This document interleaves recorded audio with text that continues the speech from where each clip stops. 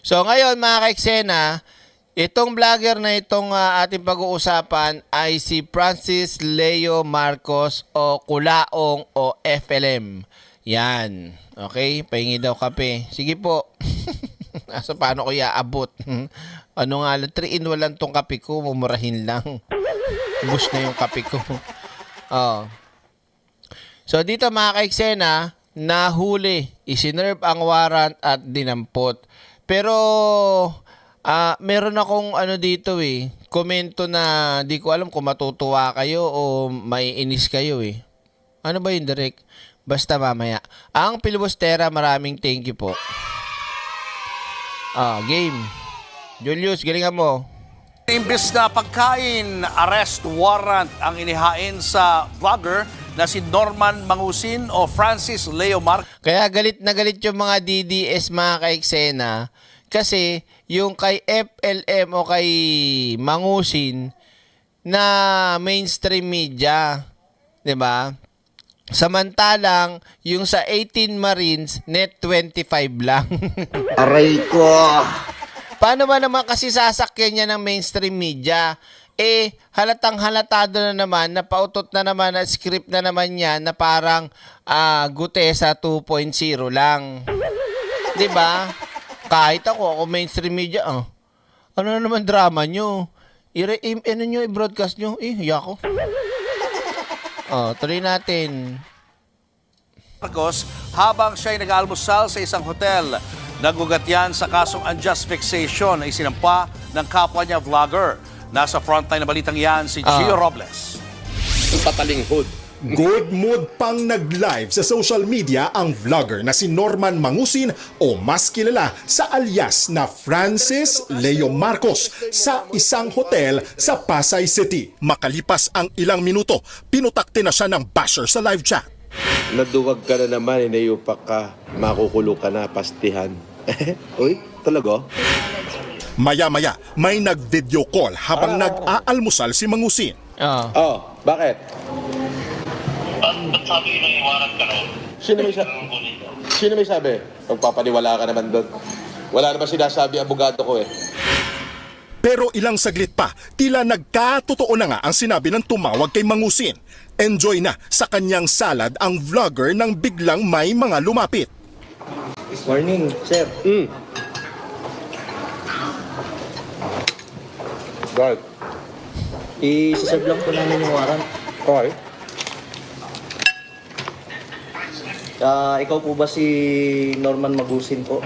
Alias Francis Leo Marcos? Ito po. Mga operatiba na pala ng PNP Criminal Investigation and Detection Group ang lumapit kay Mangusin. Tayo ay aming ina-arresto sa mesa ng warrant po. Arrest na issue ng RTC Branch 294. Kanina, nakaposas ng prinesenta sa media si Mangusin na nahaharap sa kasong unjust vexation. Nakaharap ni Mangusin ang nagdemanda sa kanya na kapwa vlogger na si Mark Jason Warnakulahewa o mas kilala bilang Makagago. Mainit ang face-to-face ng dalawa. Buong taon ho yan makukulong. Kasi literal na hindi ko tatantanan yan dahil napakaraming taong tinarantado niyan. Okay lang ako, influencer versus influencer, pero sa asawa ko at nanay ko, hindi. Di ba, Norman? Di ba? Ayos. Totoong ang baho mo, tingnan sa personal. Ang baho mo, hinayupak ka. Okay, no problem. Haharapin ko yan. Ito lang mga ka-eksena. Ito para sa akin lang mga ka-eksena. Comment ko lang. Ito lang yung hindi ko na nagustuhan Pero para sa akin lang to Kung kayo, hindi naman, walang problema. Bahala kayo, magalit kayo. Actually, buwisit na buwisit ako din dyan kay Mangusin, Bisit na bisit ako at marami nga naloko yan. Kaya lang sa part na to, ano ba to, NBI ng huli? Bakit naging kayo? Bakit naging parang kayo tawag dito? Yung sa Channel 5, yung kay Chang Ami, yung nag-aaway-away, parang ganun. Alam nyo, nagmukhang nagmukhang Battle of the YouTuber yung May mga tsapa kayo nakaharap dyan 'di ba? Si IDG ba? PNP si IDG. Sir, mali po itong ano nyo. Parang ano nakakababa po ng ano sa inyo. 'Di ba? Parang nagmukha talagang gatasan talaga eh. Gatasan kasi may video si ganto, may video si ganyan. Kung ako kung ako yung hepe, kung ano yan, hindi ko napapayagan i-ano yan. Lalo't ganyan ang mga itinan mo, nagpapakyuhan, nagmumurahan. Nagmukhang ewan, hindi ako, wala akong problema na tama lang ni makagago yung gusto yung mangyari. Pero yung para i-broadcast mo ng ganyan na makita yung mga ano, wala na. Sorry, pero hindi talaga maganda. Kung ako, halimbawa, sino ba hepe nyo, pag sabihin nyo, magpe-press con kayo dahil si Leo Marcos tsaka si Magkakagago. Pero yung ibang may kaso na ganyan, pinress con nyo ba? Boom!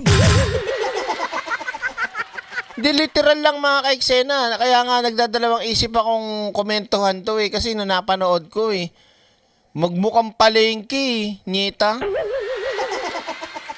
And then, di ba? Pinipili lang ba?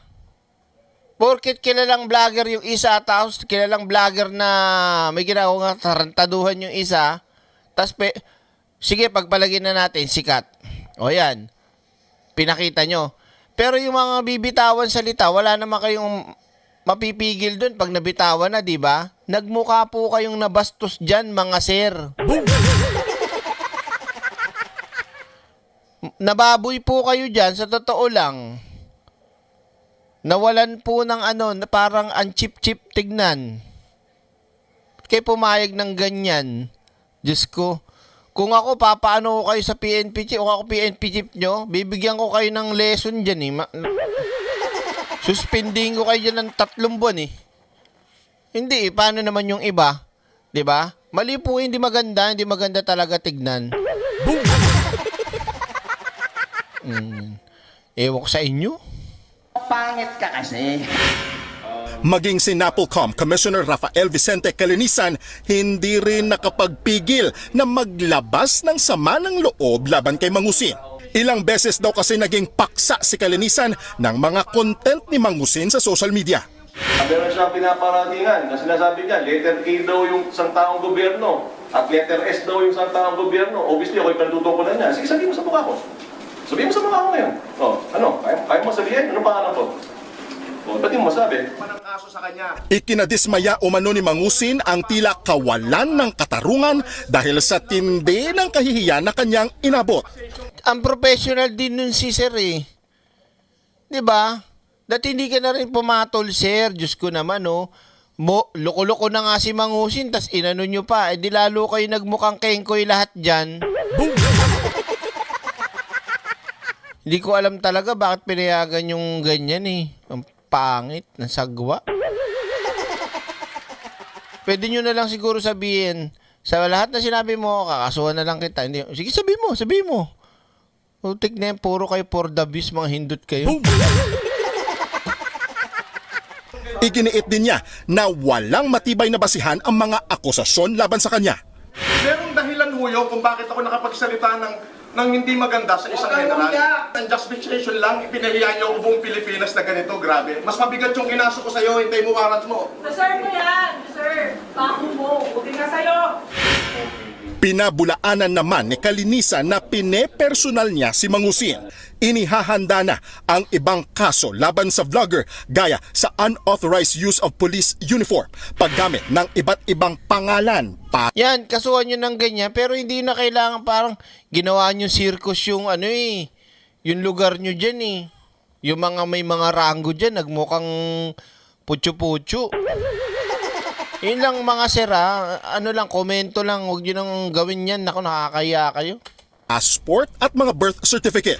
Dumulog din daw sa CIDG ang ilang OFW na planong kasuhan si Mangusin dahil sa pang-scam. Nagbabalita mula sa Frontline, Gio Robles, News 5. Boom! At diyan nagtatapos ang buhay ni Norman Mangusin bilang si Francis Leo Marcos. Mukhang di na makakalabas yan. Sa dami kasi ng niloko niyan at na-scam niya na OFW. Kaya yung sinasabi niya na wala daw nagkakaso sa kanya. Siyempre, hirap nga naman na alam niyo kung sa Amerika ka, nasa ibang bansa ka, para hanapin at anuin mo yung mangusin na yan kung ikaw lang naman na mag-isa, di ba? So, buti, nagkaroon ng ganyang pagkakataon, alam na nila na nahuli na, dire-diretso na yan. Pupunta na lang yung mga magkakaso dun sa CIDG para mag-file ng kaso. Ganun na lang yun. Kaya, nako, wala na.